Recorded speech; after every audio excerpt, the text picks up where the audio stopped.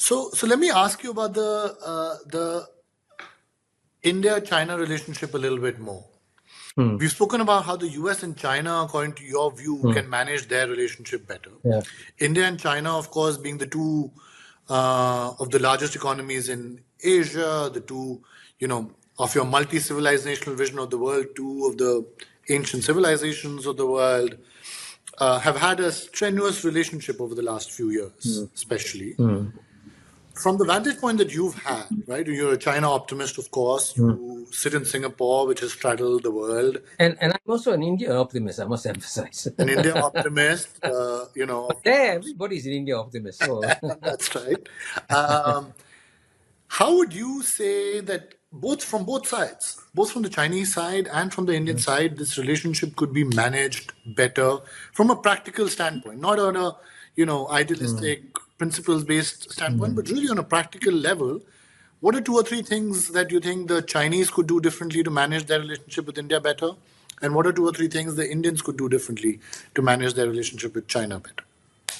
well, I can tell you the one thing that gives me sleepless nights is worrying about the China-India relationship. So good. I'm Because glad that because it's a tragedy that can be avoided. Any kind of war within China, a major war within China and India, or any kind of major downturn in China-India relations can be avoided.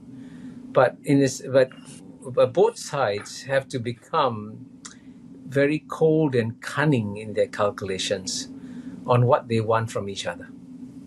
And this relationship cannot be based on sentiment or love or affection. There'll be none of that stuff. Yeah. But what you need is for both sides to be very calculating on how each side can benefit from the other in the relationship.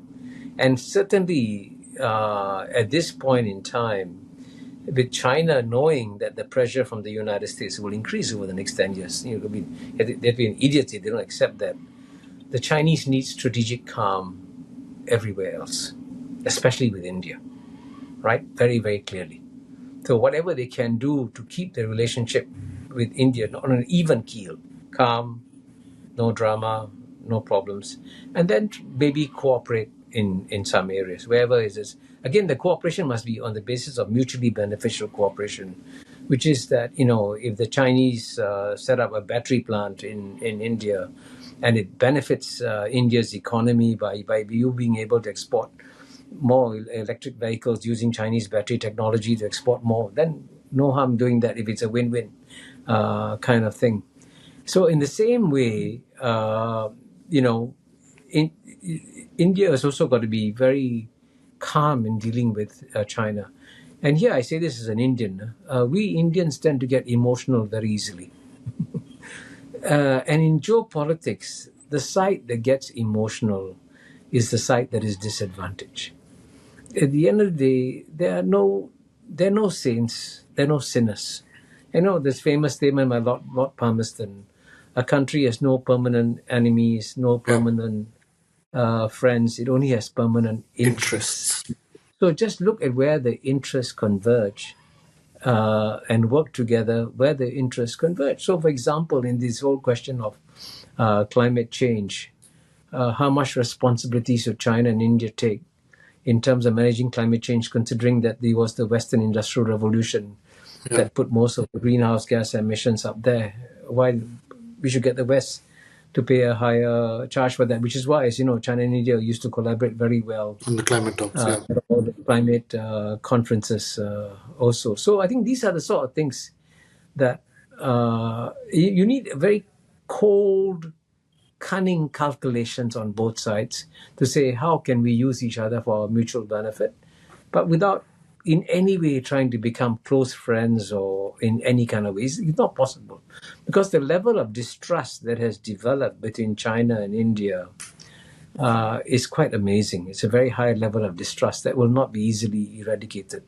And, we in Singapore are very puzzled by that level of distrust. Since you mentioned you lived in Singapore, the two communities that get on the best in Singapore are the Chinese and Indians. And there's one simple statistic. Yeah. The number of intermarriages between Chinese and Indians is incredibly high. And right now, on the day when you and I are speaking, the president of Singapore, Is here. Tharman Shanmugaratnam, an Indian, is visiting China with his Chinese-Japanese wife, Janie Togi. Yeah, visiting India. Yeah, visiting India with his. Yeah. So, I mean, in Singapore, Chinese and Indians get along so well. I mean, so there is, if you look at it at a micro level, in terms of cultural affinity, there are no tensions at all between the Indian and Chinese communities in Singapore. But paradoxically, that's not translated at the level of the origin countries, China and India. But I think it can be done. This distrust that has developed between China and India will not go away anytime soon. Yeah. So, therefore, accepting the fact that there is distrust, how do you then try to work out a rational, mutually beneficial relationship with no pretense of trying to get close